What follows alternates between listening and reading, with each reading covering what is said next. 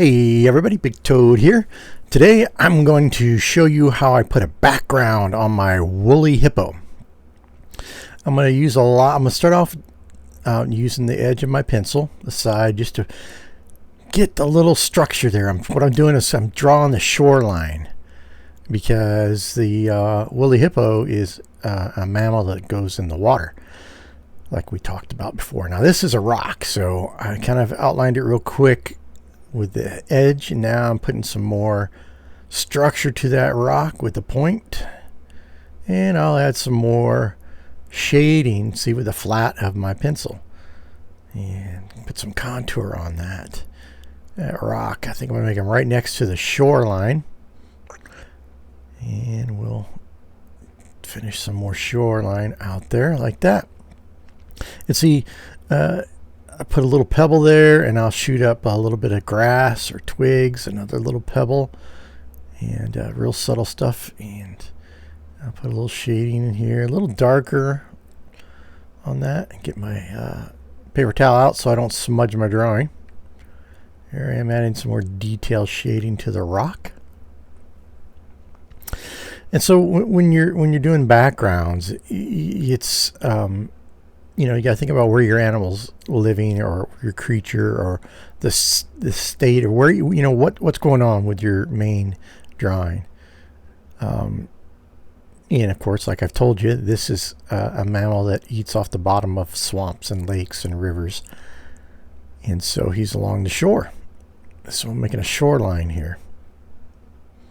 I'm going back where I put the softer lines and add a little more detail, drawing some grass coming up.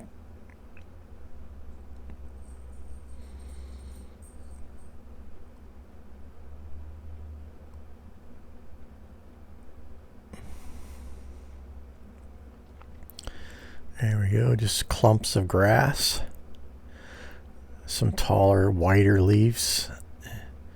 Put a little shading inside them. There we go.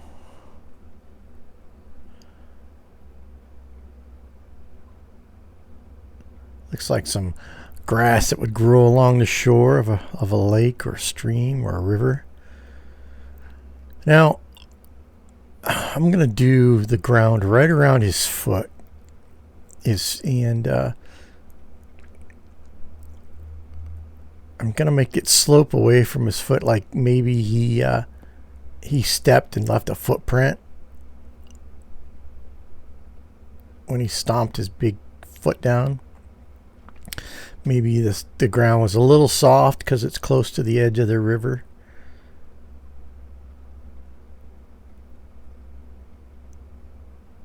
So I don't want to cover up any of my woolly hippo's feet or toes. So maybe if he was really along the shore, he might have a little bit more mud on him, but it's hard to tell with his fur. But see, I can add little rocks here. So see how that kind of contoured that ground away? And now I'm using the edge to bring it out. Add to the pencil.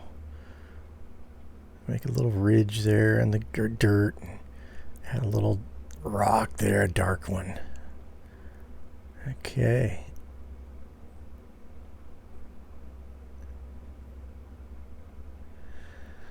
All right.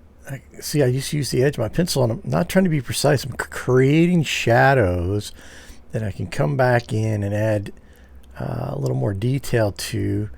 I'm not going to completely cover the ground. I'm going to add pieces upon pieces, little pieces of the ground, and then let the imagination fill in the gaps between it. So again, a little dirt piled up here, and I'm putting a little rock behind that dirt pile, and you saw that little grass I put in, and a little pebble on the end of it. Yeah, see that gives you, starting to give you the illusion of a dirty shoreline, muddy or clay, or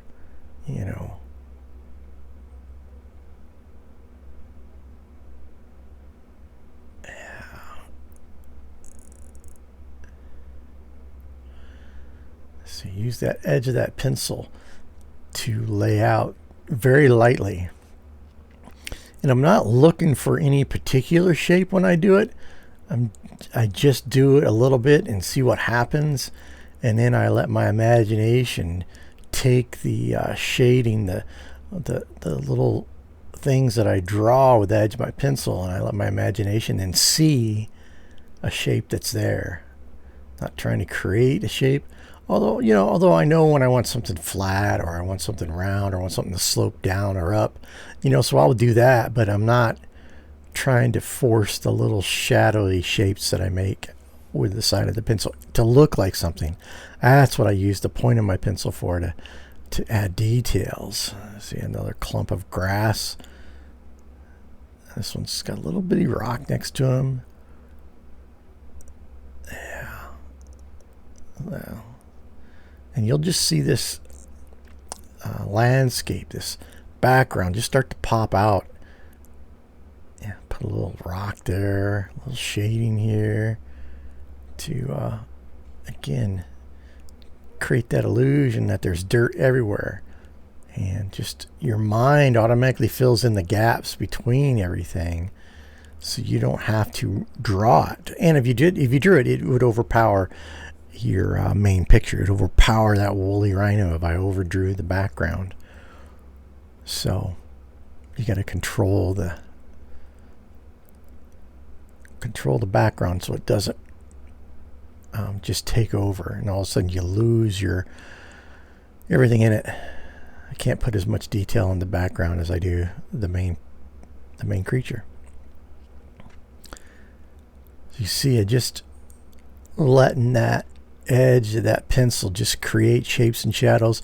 A lot of times leaving the upper part maybe a little more pressure on that end, but doing it pretty light. Just go light, and if it's not dark enough, go it again. It's much better to have a very light drawing and wish it was darker, because then you can start going in with the tip of the pencil and just add to it. But if you go too dark right away, it bogs down your drawing. So now I got to bring the shore up, so I don't know, maybe it'll be a rock there. Sometimes I don't even know, I just know I need something there. Like I know I need some, I'm gonna put in a little outcropping come out here so it's just not a flat shore, which is good, because that kind of thing, when you're up close to the shoreline, it's always jagged. And so if you can put an outcropping or put a rock or a log or something sticking out of the water away from shore, that instantly creates depth to your drawing. Instantly creates depth, and I'll show you that in a minute here. Right now I'm just bringing that slope up from the water to where the woolly hippo is standing. And when you start running into your main drawing, be careful. You're better off leaving a gap than you are between your background and the main than you are trying to fill it and then wish you hadn't. Put another rock there. Yeah, see, let's put a little shade on that rock. Just soft, gentle lines, soft, gentle strokes, and just let the natural flow of the pen and your mind just shape the world around you. See, now put that little outcropping out there. Again, that gives it depth to your drawing, so you can tell that. And then that little grass, you can tell that's out in front of that what would be water on the other side of that little outcropping I just drew. Be water on both sides of it, because that's a shoreline in it, and it just creates that depth. Okay, I got to put some little details on that little outcropping, that little peninsula that pokes out there. Make it look like it's rising up above the water. Put some little pebbles on there and things. That's necessary so it doesn't just look like I drew something out there. Now I'm going to pile some rocks up around the edge of that. That's what I just did. I had that say, I'm going to pile some rocks there. All right, so carefully. Got to be careful around your creature, your main picture. All right, look at that. Just rubbing the side of that pencil just created texture to the ground and then putting a few. You don't have to add a sharp top edge to every one of them, but you can some of them. And so leave some of them just blurry. And see, I add a little grass here and there. Yeah. See, I can take, just kind of make the ground go away from that back foot. Add a little color up there. But you see, I'm not putting overdo the details there. I just want to add a little shading on the ground there. Yeah. All right. Look at that. See how you just rub that pencil sideways and then put a little bit of drawing on top. Now put some grass out of here. Just let that flow out of there. There you go. This edge of it. Just starting to create contour and create the illusion of a foreground now. The dirt close to you. A little rock here. And see, they don't have to be the same. You don't have to overfill them. You want to stop and take a look at things sometimes. Yeah, a little more detail up there. And see, like the side of that pencil just does magic. And now I can fill in and usually let the fuzzy part of the pencil that you just do be the bottom and sketch on top of it. Above it. You sketch above it to create. And you're just creating these little hills and valleys and in the dirt and rocks. They just take shape. And you're not copying anything when you do this. You're just looking for the holes and the gaps and taking them in different directions. And yeah, look at that. Just how soft and subtle, just to break up the open whiteness that's there. Yeah, it's just like magic when it just starts happening. You get better and better. Just practice doing these backgrounds. Do some little thumbnails. And when I say thumbnails, you just get a piece of paper out of your notebook. You can leave it in your notebook. I like to keep everything now. I didn't used to, but now I like to keep even my thumbnails where I'm just practicing. I can practice with the side of my pencil, and then I can add a rock and some grass and then add another piece. And I can just keep practicing and then just maybe, box off that section and go on and do another one and just practice. See, now I'm going to put a rock out here. Again, that creates depth to the water. If you just have flat water out there, you kind of lose the illusion of the water. And so that's why the little outcropping, and a lot of times I've done a lot of fishing along the shores of lakes and ponds and where that outcropping came off of, it's a natural thing to have it keep going further, but then it kind of a rock or something like that. So it's a pretty natural thing here, and it really resonates in my brain. Now I'll put some of that thicker grass out there. Now that little line there, that's water.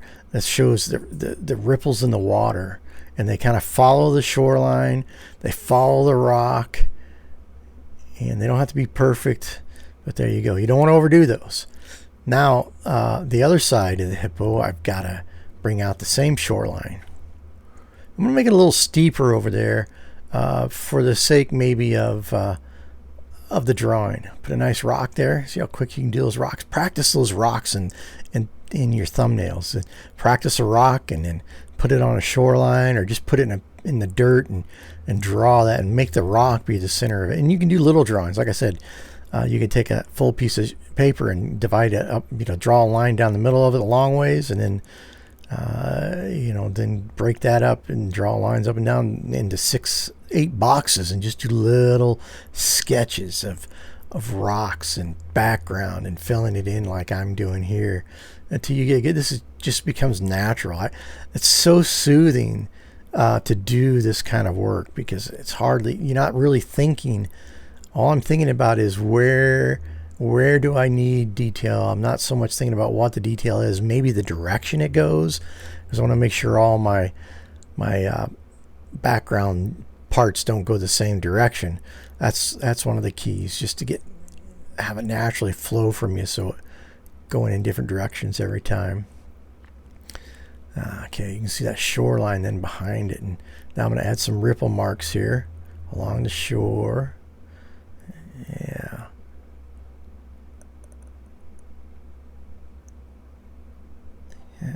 always looking to add more details somewhere. Sometimes I wonder if a drawing's ever really done. I'm usually finished drawing before I really believe the drawing's finished, but you can so easily overdo it. So little subtle lines there. Okay, all right. Now there was a little smudge where I smudged so I'm going to take that off, clean it up a little bit. I want to go back through some of those lines now and just use the edge of my pencil and just add a little thickness right along the edge of those lines I drew. There you go. Yeah.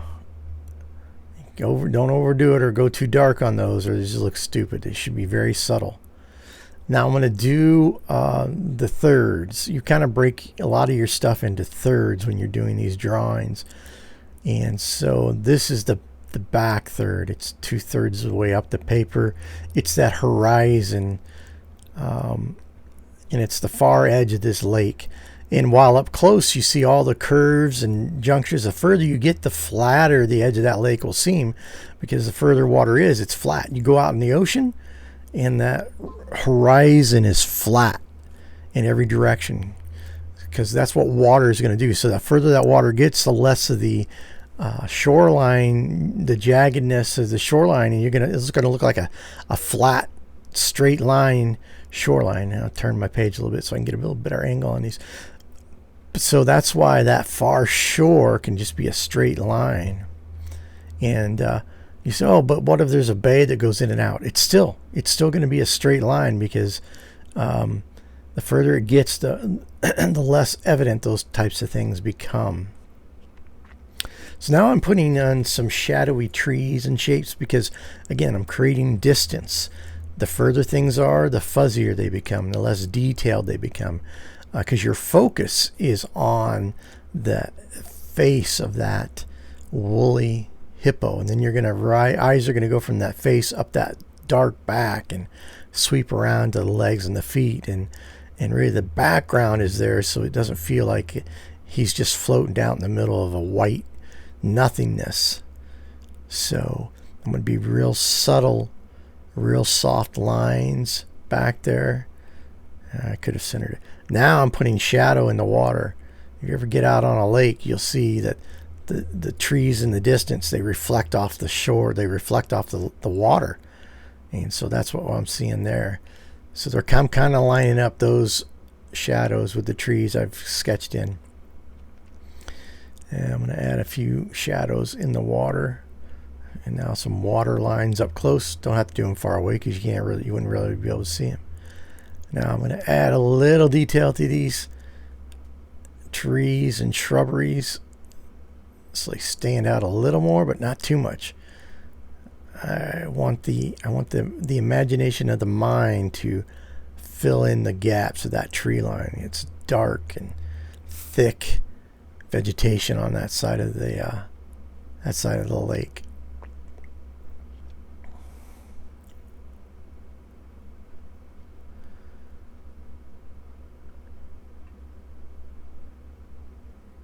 Yeah, I'm going to do a little darker shadows, and they're always jagged because of the way the little ripples in the water, where the trunks are, where the darker stuff is.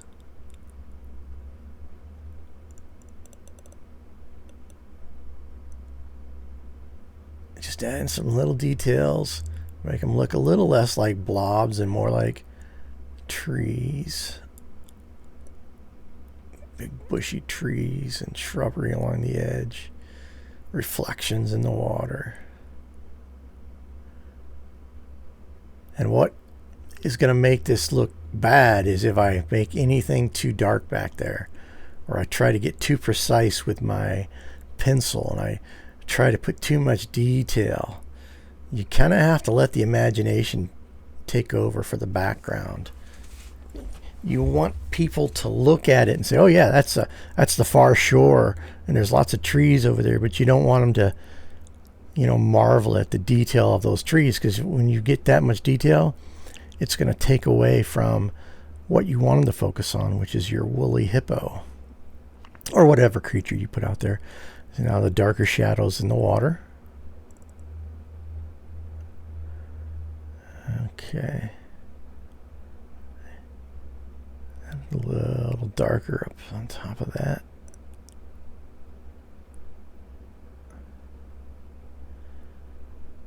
Some contour to the trees. Add a tree trunk and then shapes, and then add that to the reflection in the water. Kind of want those to match up and line up.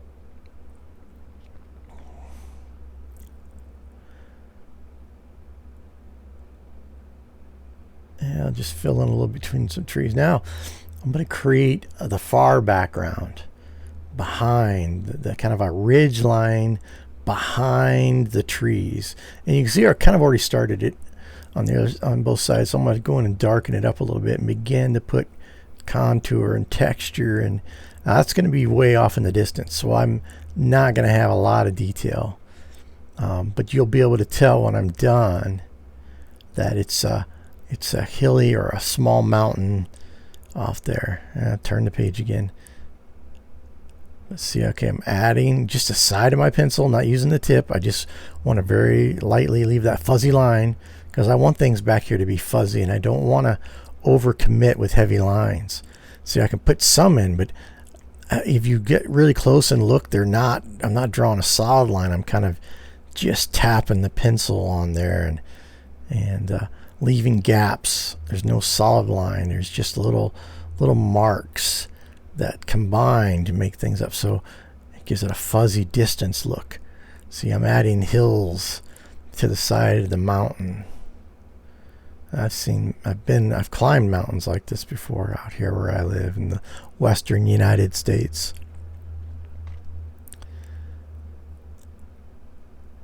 Yeah. Just real subtle. Again, you don't want any sharp lines. You don't want any overly dark lines, because this is the distance. This is off far, far away. You know, the top of that mountain could be 10 miles away. Or 15 kilometers, depending on where you're living.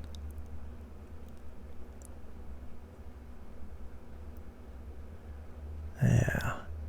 Just add some detail, some darkers, and leave some of those shading areas like that with the side of the pencil just the way they are. Add a little bit here and there. See how that's taking shape as a distant mountain? Yeah. But I'm letting the side of the pencil so often just go on the paper, and then from there I'm working with the tip of my pencil just to add little points of detail, but never overdoing it, because I don't want it to take away from again, the main picture.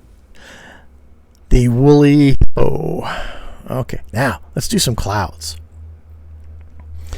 Now, when you're doing clouds in this kind of painting, this kind of drawing, I'm not doing the clouds that are directly over my head. I'm doing the ones off in the distance. And, you know, what's funny about clouds, I've gone out and I've seen clouds, and I thought, if I drew that cloud, and I took a picture of it, and I drew that cloud exactly the way it is, and didn't show anybody else the picture, but I knew it matched it perfectly. Some people would look at that cloud and say, that's the stupidest cloud I've ever seen. Now, sometimes the reality is stranger than what the human mind can absorb. So if I showed somebody that picture, they'd say, well, that's an interesting cloud. Never seen a cloud look like that. But if I draw that strange cloud and show, hey, this is a cloud, they say, man, you're a terrible artist. That doesn't look anything like a cloud. So you kind of have to, when you're drawing like something like clouds, stick with formations that are acceptable to the human mind. Don't create the really abstract shapes of clouds that you hardly ever see or that are rare.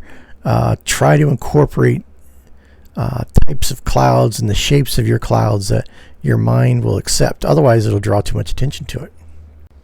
Well, that should about wrap it up for the background. Sign my name, Big Toad. Well, hope you enjoyed this. This is the Big Toad, and I am out.